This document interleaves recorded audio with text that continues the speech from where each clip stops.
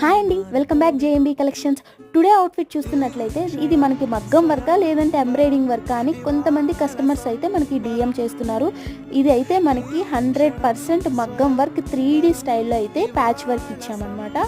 So ఇది మీకు outline pink colour కూడా మీకు థ్రెడ్ కాదు, కట్ బీడ్స్ యూజ్ చేసి అవుట్లైనర్ అయితే ఇచ్చాను. ప్రతి లీఫ్కి మీకు ఫ్లెక్సిబిలిటీ ఉండేలాగా డిజైనింగ్ అయితే చేశాను. ఇది 11 ఇయర్స్ పాపకైతే నేను కస్టమైజేషన్ చేశాను.